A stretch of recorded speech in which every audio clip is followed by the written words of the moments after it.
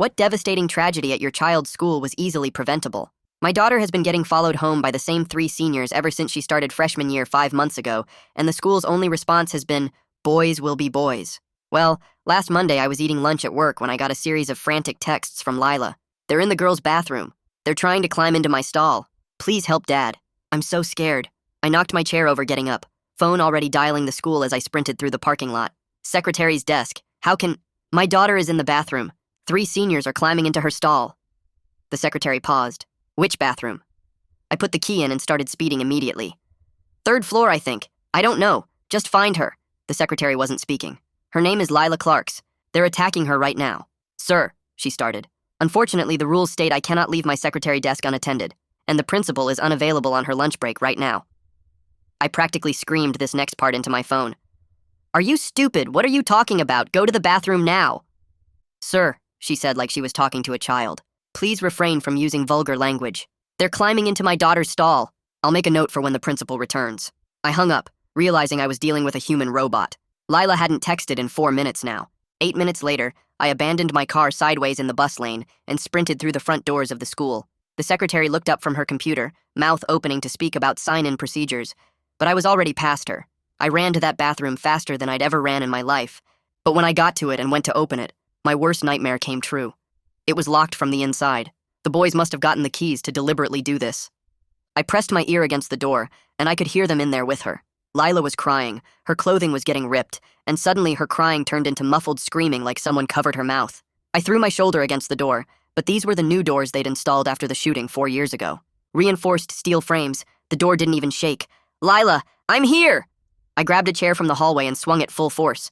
The chair shattered into pieces while the door stayed perfect.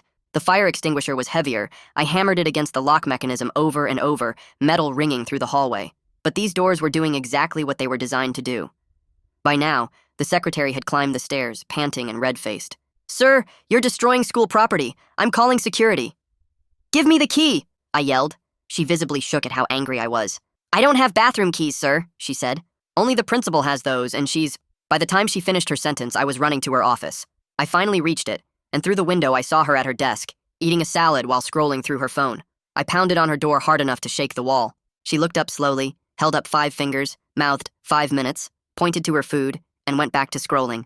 That's when the security guard appeared behind me, hand on his radio. Sir, you need to calm down. But I didn't. I picked up another chair. The principal saw me raise it and her eyes went wide. I swung the chair through her window. Glass exploded everywhere. She screamed, dropping her salad. I reached through, unlocked her door from inside, blood from the glass cuts dripping on her carpet. Sir, stop! The security guard grabbed my arm, but I shoved him off and went straight for her desk, yanking open drawers until I found the key ring. You're insane! The principal shrieked. I'm calling the police! I ran back to the bathroom, keys jangling, leaving bloody handprints on the walls. But when I got there, the door was already open. The boys were gone, and my dear Lila was curled on the floor, her skirt torn, her lips bruised, her hair covered in white sticky liquid, and her shirt unbuttoned and bra torn. I immediately pulled out my phone to call 911, kneeling beside Lila, taking off my jacket to wrap around her when the principal rushed in with the security guard. You assaulted me! The principal's voice was shrill. Jim, he could have killed me with that chair! I was talking to the dispatcher, one hand holding the phone, the other stroking Lila's cheek as she choked out blood and tears.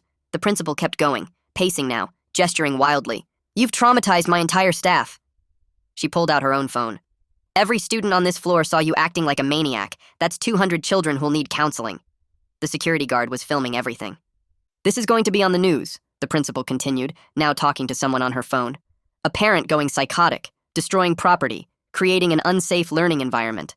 Our insurance doesn't cover parental attacks. The superintendent is going to... Yes, hello? She suddenly interrupted herself. We have a violent intruder who threatened me with a weapon. She gave my physical description and described the premeditated assault. She never mentioned the 3 boys or why I did what I did. When the police arrived 4 minutes later, she pointed at me first. That's him, the one who attacked me. 2 officers moved toward me while 2 more pushed past to get to Lila. The first officer put his hand on my shoulder and started guiding me away from my daughter. I tried to explain about the 3 boys, but he just said we'd talk at the station. My hands were still dripping blood from the window glass onto the bathroom floor. The paramedics rushed in with their bags and went straight to Lila, who was still curled up on the cold tiles. They started checking her over, and one of them called for a gurney while I watched from the doorway with the officer's hand still on my shoulder. The principal was already talking loudly to another officer about how I'd gone crazy and attacked her office. She kept pointing at me and using words like violent and unstable, while Jim held up his phone to show the video he'd taken. Nobody asked about the 3 boys or why I'd been trying to get into this bathroom in the first place. The paramedics lifted Lila onto the gurney and covered her with a white sheet while she kept her eyes closed tight. I moved to follow them, but the officer blocked my path. He told me I was detained for assault and destruction of property. I watched them wheel my daughter down the hallway while I stood there helpless. The principal kept giving her statement to anyone who would listen while they put handcuffs on me right there in the hallway.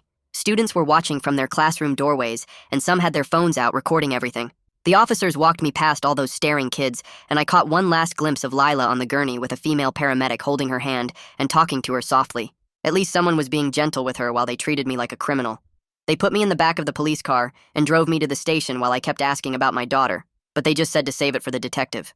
At the station, they took me through the booking process with fingerprints and photos against the white wall. My hands were still bleeding, and they had to clean them before they could get good prints. When they finally gave me my phone call, I didn't waste it on a lawyer. I called the hospital to check on Lila, but they wouldn't tell me anything since I wasn't there in person. All they'd say was that she was examined and I'd have to come in person for any information. I found out later that a victim advocate had met Lila at the hospital for the SANE exam while I was stuck in that holding cell. This woman stayed with her through the whole process and explained each step so Lila wouldn't be scared. The evidence collection took hours with photographs and swabs and measurements, while I sat in custody not knowing what was happening. They released me that evening with a citation and a court date for the property damage charges. The desk sergeant mentioned something about the principal not pressing assault charges at this time, which made it sound like she was doing me some kind of favor. I practically ran to my car in the station parking lot and drove straight to the hospital. I found Lila in a room on the 3rd floor all cleaned up, but her eyes looked empty, and she flinched when I moved too fast toward her bed. She whispered that I shouldn't touch her, but please don't leave either. I pulled the chair close to her bed so she'd know I was there, but gave her the space she needed. We sat there for a while without talking, until Detective Paula Norris showed up with her notebook. She interviewed us separately, starting with me in the hallway while a nurse stayed with Lila. I gave her the exact times from Lila's texts and told her about the secretary refusing to leave her desk and the principal holding up 5 fingers for her lunch. The detective took notes without much expression, but I saw her jaw get tight when I mentioned that 5-finger signal. She went in to talk to Lila after that, and I could hear soft voices through the door, but not the actual words. The hospital discharge planner came by with a stack of pamphlets about trauma responses and therapy resources and what we should expect in the coming days. She talked about safety planning and follow-up appointments and gave us numbers to call if we needed help. My brain couldn't process all the information she was throwing at us about counseling and support groups and medical follow-ups. She kept talking about normal reactions to abnormal situations and how recovery isn't linear, and all these terms that just went over my head. All I could think about was getting Lila home and safe and figuring out how to deal with everything that had just happened to us. The discharge nurse wheeled Lila out to my car while I pulled it around to the emergency exit. I helped her into the passenger seat, and she immediately curled up against the window. We drove in silence for 10 minutes before she finally spoke. "Don't tell Grandma yet," she said quietly. "Or anyone. I can't handle people knowing." I nodded and kept driving. The rest of the ride was silent except for her occasional sniffling. When we got home, I carried her bag inside while she walked slowly to the door. I went through every room checking windows and testing locks. The back door got an extra chair wedged under the handle. I pulled all the curtains closed even though it was still afternoon. My phone showed 14 missed calls from the school, but I deleted the contact completely. Lila stood in her doorway looking at her bed for a long moment. Then she turned and went to the living room instead. I found her favorite blanket in the hall closet and brought it to her. She wrapped herself up on the couch and closed her eyes. Neither of us said anything about school tomorrow because we both knew she wasn't going. My phone buzzed with a news notification, and my stomach dropped. The school had released a statement about a violent incident involving a parent. They described property damage and disruption to the learning environment. Not one word about the assault. The comments were already flooding in, calling me unhinged and dangerous. People were sharing the story and adding their own opinions about parents who can't control themselves. I turned my phone face down, but it kept buzzing with more alerts. Detective Norris called an hour later while Lila was dozing on the couch. She explained the interview process would be thorough but slow. She said Lila would have an advocate present for everything. Her voice was professional, but there was something understanding in her tone. She scheduled us to come to the station in 2 days. The next morning I made breakfast, but Lila only picked at the toast. She went back to the couch with her blanket while I answered work emails. 3 days later, we drove to the police station for her formal statement. The advocate met us in the lobby and introduced herself to Lila. They went into an interview room together while I had to wait outside. I sat in that hard plastic chair for 2 hours watching the clock.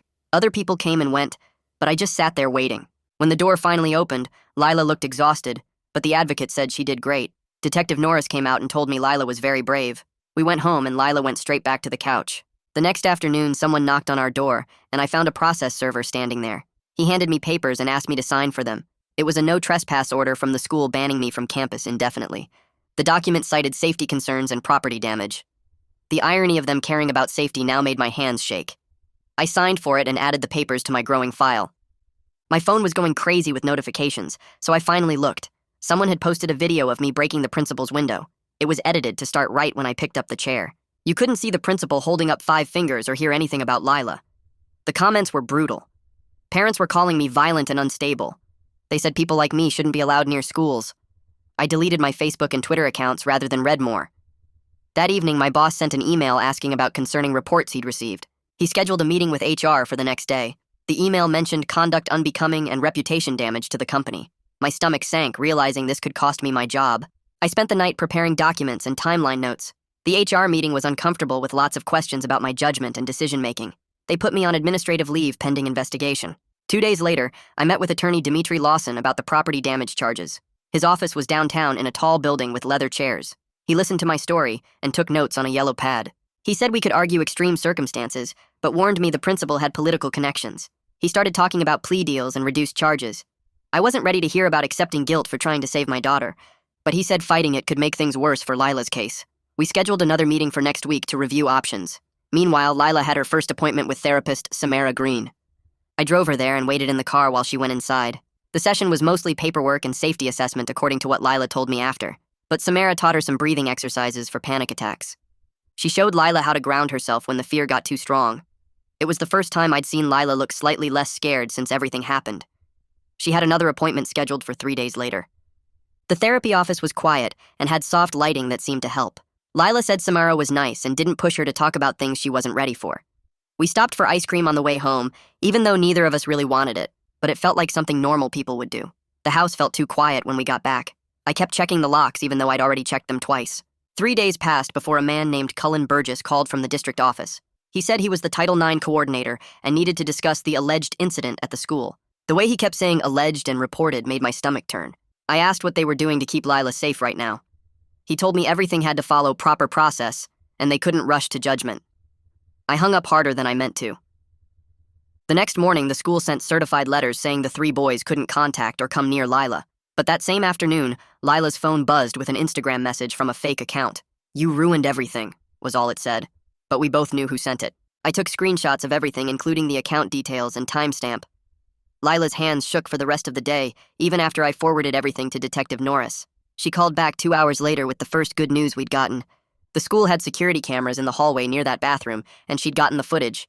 You could see all 3 boys going into the bathroom area right when Lila's text to me started. The timestamp showed this was happening while the principal was still at her desk eating lunch. This proved she could have helped, but chose not to. Detective Norris also got all the phone records from that day. Every single text Lila sent me was there with exact times. My call to the school at 12:47 was logged. The secretary's call to security about property damage came at 1:03, but she never mentioned anything about a student being attacked. Each piece of evidence made our timeline stronger. The detective said this pattern of documentation would help our case. Then the SANE nurse's report came in, and I had to run to the bathroom to throw up. The clinical words describing what happened to my daughter were worse than any nightmare. But Detective Norris said this medical evidence moved everything forward in a big way. I tried signing up to speak at the next school board meeting, but the woman on the phone said I couldn't talk about specific student matters in public comment. I started writing remarks about general safety protocols instead. I had to stay calm and strategic, even though I wanted to scream about what they'd done. A reporter from the local paper emailed, asking if we wanted to tell our side after seeing the viral video. I wrote back saying no, but gave them Detective Norris's contact information. Maybe media pressure would make the district actually do something. Detective Norris called again with more news. The custodian who cleaned that bathroom area had come to her quietly. He'd seen those 3 boys hanging around that morning and noticed they had keys they shouldn't have. He was scared to say anything publicly, but agreed to give a sworn statement about what he saw. Then Dimitri called with bad news. The principal had filed for a restraining order against me, saying she feared for her safety. He said this was just a tactic to make me look dangerous before Lila's case went anywhere. We'd have to go to court next week to fight it. After 2 weeks, Lila wanted to try going back to the school for just 1 class. The counselor said this was a good step.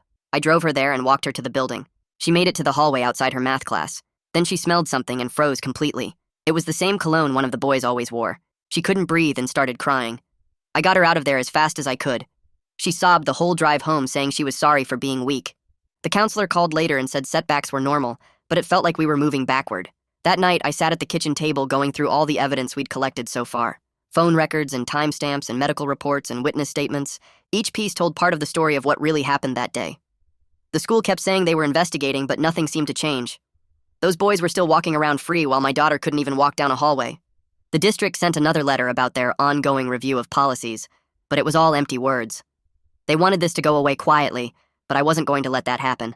Every day brought some new piece of bureaucracy or legal paperwork, court dates for the restraining order and meetings with lawyers and forms to fill out, all while Lila stayed home trying to heal from what they did to her. The system that was supposed to protect her had failed completely, and now we had to fight it just to get basic justice. 3 days later, Dmitri called me at work and said the DA wanted to meet about my property damage charges. I drove to his office and he explained they were offering a plea deal for misdemeanor property damage with probation and paying for the principal's window. He thought I should take it because fighting the charges could complicate Lila's case and make me look unstable in court. My gut wanted to fight because I had a good reason for what I did, but Dmitri kept saying Lila needed stability more than I needed to prove a point. I signed the papers even though it felt wrong admitting guilt for trying to save my daughter. The next morning, Cullen Burgess from the district called about interim safety measures for when Lila returned to the school. They offered schedule changes so she wouldn't see those boys and an adult escort between classes and access to a private bathroom. I wrote down every gap in their plan, like what happens during fire drills or assemblies or if the escort was absent. Burgess kept saying it was the best they could do while still investigating, but their best wasn't good enough to protect her before, so why would it be enough now? 2 days later, I was loading groceries into my car at the store when someone called my name. I turned and saw a man in a suit walking toward me fast. He said he was one of the boys' fathers, and I was ruining his son's future over teenage mistakes that got blown out of proportion. I kept loading my groceries and didn't respond, but he followed me around my car saying his son was losing his college scholarships and getting death threats online. He threatened to sue me for defamation if I didn't make Lila drop the charges. I got in my car and started it, but he kept talking through my window about how boys do stupid things sometimes, and we were destroying his family. My dash cam was recording everything, including when he said his son might have gotten carried away, but didn't mean any real harm. I drove off while he was still talking, and saved that video file immediately. That afternoon, the district sent out an email to all parents calling the incident a student conflict that was addressed through proper channels. They praised their quick response and commitment to student safety without mentioning the assault, or that I had to break a window to get help. I started writing a response listing the actual timeline with every text and phone call and how long each person took to respond or not respond. I included the secretary refusing to leave her desk, and the principal holding up 5 fingers for her lunch, and the 3 boys having keys they shouldn't have had. Dmitri reviewed my draft and made me take out the parts calling them incompetent and negligent, even though that's exactly what they were. Detective Norris called that evening with an update on her investigation.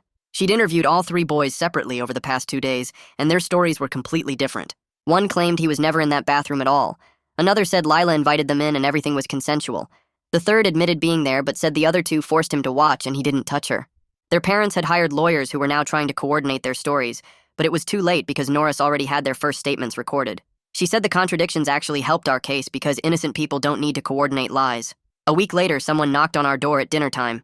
2 people from Child Protective Services stood there with clipboards saying they needed to do a mandatory home visit because the case involved a minor. They walked through our house checking if Lila had a safe bedroom and enough food, and if I seemed stable enough to care for her. It felt humiliating having strangers judge our home, but the caseworker actually gave us helpful resources for trauma counseling and victim compensation funds. They determined Lila was safe, but kept the case open to provide ongoing support services. 3 weeks into therapy with Samara, something amazing happened. Lila slept through the entire night without waking up screaming or crying. She'd been using the grounding techniques Samara taught her, like naming 5 things she could see, and 4 she could hear, and 3 she could touch. That morning, she came downstairs looking rested for the first time since the attack. We celebrated quietly with her favorite blueberry pancakes and didn't talk about why it was special, but we both knew this was huge. Detective Norris had been busy with subpoenas and called with big news. She got the principal's phone records from that day, showing multiple calls coming in during her lunch break that she didn't answer. The records proved she was lying about not knowing there was an emergency. Her lawyer tried to argue the records were private and inadmissible, but the damage was already done because now everyone knew she chose her salad over student safety. The next Monday, Lila wanted to grab something from her locker, even though she wasn't going to classes yet. We went early before school started, and when she opened her locker, a piece of paper fell out. Someone had written that she was a lying whore who was ruining good kids' lives. She started shaking and couldn't breathe. I took photos of the note and marched to the office where they finally agreed to install more cameras near her locker and classroom areas. It wasn't enough, but it was something more than their previous nothing. The restraining order hearing came up the following week. The judge listened to both sides and ended up issuing mutual stay-away orders, criticizing both the principal's delayed response and my property damage. She said we both acted inappropriately, even though the situations weren't remotely comparable. Dmitri said afterward this was actually good, because the judge didn't label me as the sole aggressor, which would have hurt Lila's case. The principal had to stay away from us too, which meant she couldn't testify as easily about my behavior that day. It wasn't the vindication I wanted, but in this messed up system, it counted as a win. 3 days later, Cullen Burgess called me into an executive session at the district office where he sat with 2 lawyers and admitted the school hadn't followed any of the right steps when Lila reported the boys following her home months ago. They wanted to avoid a federal complaint and offered mediation instead of fighting us in court. Burgess kept rubbing his forehead and looking at papers showing all the times we'd asked for help and been ignored. The lawyers pushed a stack of forms across the table, offering counseling funds and policy changes if we'd sign away our right to sue. I took the papers home to think about it. But that same afternoon, Dimitri called with news that made my hands shake. Another girl's lawyer had contacted Detective Norris, saying those same 3 boys had cornered his client in an empty classroom last year, but she'd been too scared to tell anyone until she heard about Lila.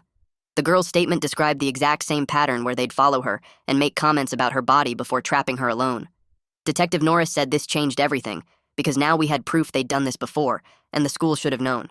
She spent the next 2 weeks putting together a case file thicker than a phone book, with witness statements and timeline charts and security footage from both incidents. When she finally submitted it to the DA's office, she called to warn us that prosecutors never file all the charges police recommend, but she'd fought hard for as much as possible. The waiting was awful, but after 10 days, the DA's office called Dimitri with their decision. They filed criminal assault charges against 2 of the boys and sent the youngest one's case to juvenile court since he'd just turned 17. Some charges got dropped for lack of physical evidence, but the main assault charges stuck, which was more than most victims ever see. The same week, I had to face my own legal problems when the plea offer for breaking the principal's window came due. Dimitri said taking the misdemeanor deal would help Lila's case by showing I wasn't some crazy violent person, and the judge would give me probation with community service instead of jail time. Standing in that courtroom admitting guilt for property damage while those boys hadn't even been arraigned yet made my throat burn, but I signed the papers and accepted 6 months probation plus 200 hours picking up trash on highways. Meanwhile, the Title IX investigation finally wrapped up with results that sounded good on paper, but felt hollow in reality. The boys got removed from campus temporarily and had to do online school while Lila got a tutor to help her catch up on missed work, and the principal got put on administrative leave pending further review. The district wouldn't admit they did anything wrong, but their actions said everything their lawyers wouldn't let them say out loud. 2 weeks before the criminal trial started, Lila had to testify at a closed preliminary hearing to determine if there was enough evidence to proceed. Her advocate held her hand the whole time while she answered questions about that day in the bathroom, and I could see her shaking from across the courtroom. The defense lawyer tried to confuse her with questions about exact times and why she didn't scream louder, but she got through it without breaking down completely. Afterward, in the hallway, she looked exhausted, but said facing them made her feel stronger, even though every word had been terrifying. That weekend, a reporter from the local paper published a huge investigation about how schools handle assault cases using our story without names as the main example. The article had charts showing how many reports were ignored, and quotes from experts saying schools care more about liability than student safety. Within hours, the school board announced emergency meetings to review all their policies, and parents started showing up at board meetings demanding real changes. My boss called me in the next Monday saying HR had reviewed everything and decided on a 2-week unpaid suspension for missing work during the incident and creating negative publicity for the company. They made me sign a performance improvement plan with monthly check-ins, and everyone at work looked at me differently now, but at least I kept my health insurance for Lila's therapy bills. The suspension actually gave me time to drive Lila to her new therapy support group for teen assault survivors that Samara had recommended. I waited in the parking lot reading emails on my phone while she went inside to a room with 5 other girls who understood what she'd been through without needing explanations. After an hour, she came out with red eyes but something different in her posture, like she'd put down a heavy weight. She didn't talk about what happened in there, but on the drive home she said one sentence that made everything else worth it. I survived. The other girls had nodded when she said it, and for the first time since this started, she'd felt less alone in what happened to her. The district's lawyers called me 3 days later with their mediation offer, and I could tell from their careful tone they wanted this to go away quietly.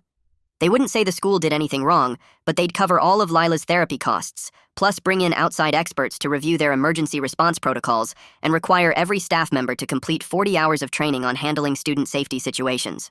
I wanted them to admit what they did to us, but Dimitri reminded me that getting Lila's treatment paid for mattered more than my need for them to say sorry out loud. So I signed their papers with hands that shook from holding back everything I wanted to scream at them. The next week, we sat in a small office with a new counselor who specialized in helping kids return to the school after trauma, and she spread out papers showing different options while Lila gripped my hand under the table. She suggested starting with just 2 morning classes, math and English, with a quiet room available if Lila needed to leave, and an adult escort to walk her between buildings so she'd never be alone in the hallways. Lila's voice was barely above a whisper when she said she wanted to try, even though I could see her whole body tense at the thought of walking through those doors again.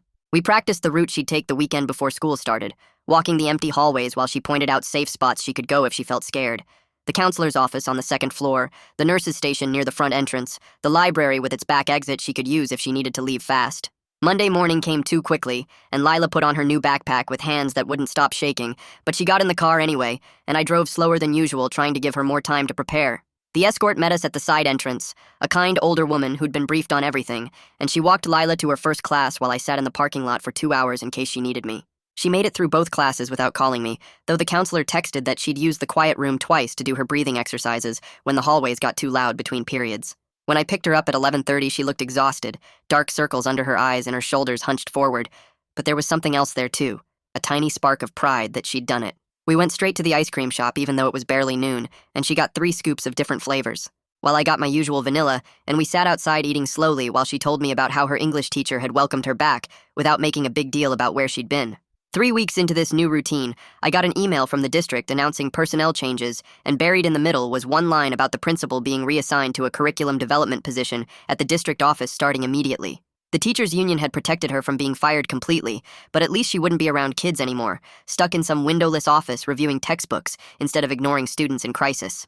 Dimitri called that same afternoon with news about the boys' cases moving forward and said the youngest one's lawyer wanted to meet about a possible plea deal that would include court-ordered treatment and permanent restraining orders that would follow him even after he turned 18. The other 2 were still fighting the charges, their expensive lawyers filing motion after motion, trying to get evidence thrown out. But the one taking the deal would have to allocate what happened as part of his plea, which would make the other cases stronger. Lila listened when I told her about it after dinner, and nodded slowly before saying she felt a little safer, knowing at least one of them admitted what they did, even if it was just to get a lighter sentence. Saturday morning we went to the garden center, and Lila picked out a small oak tree, running her fingers over its thin trunk, while I loaded bags of soil and mulch into the cart. We dug the hole together in the backyard's corner where it would get morning sun, neither of us talking about what it meant or represented, just focusing on making sure the hole was deep enough and the roots had room to spread.